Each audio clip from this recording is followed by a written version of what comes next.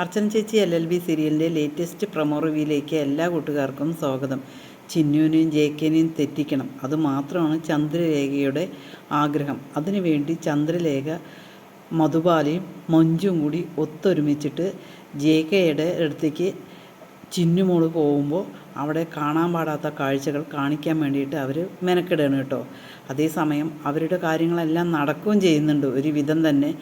ചതിയിലൂടെ ജേക്കയും അർച്ചനയും തമ്മിൽ എന്തോ ഒരു അരുതാത്ത ബന്ധമുണ്ട് എന്ന് ചിന്നുവിനെ വരുത്തി തീർക്കുകയാണ് കേട്ടോ.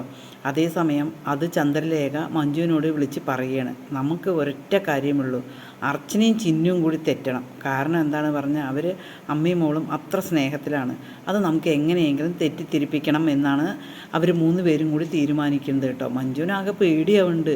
കാരണം മഞ്ജുവിന് ഇത് അറിഞ്ഞു കഴിഞ്ഞാൽ മഞ്ജുവിന് അവിടുത്തെ സീറ്റ് തന്നെ പോകുന്നുള്ളത് മഞ്ജുവിനറിയും. എങ്കിലും മഞ്ജുവിൻ്റെ സ്വഭാവം വെച്ചിട്ട് അത് ചെയ്യാമെന്നുള്ളത് തീരുമാനിക്കുകയാണ് കേട്ടോ. അതേസമയം വിജയ് ശങ്കർ ചിന്നുമോളെ കാണുകയാണ് കേട്ടോ.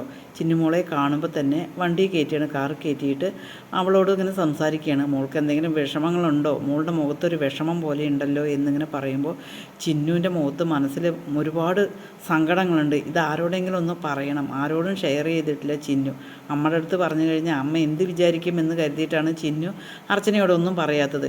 അതേസമയം വിജയ് ശങ്കർ ഇങ്ങനെ ചോദിക്കുകയാണ്, മോൾക്ക് എന്തെങ്കിലും വിഷമം ഉണ്ടെങ്കിൽ മോൾക്കത് എന്നോട് പറയാം, 100% എന്നോട് തുറന്ന് പറയാം മോളെ എന്ന് പറഞ്ഞിട്ട് ചിന്നുവിൻ്റെ കയ്യിലൊക്കെ പിടിച്ചിട്ട് ആശ്വസിപ്പിക്കുകയാണ് കേട്ടോ.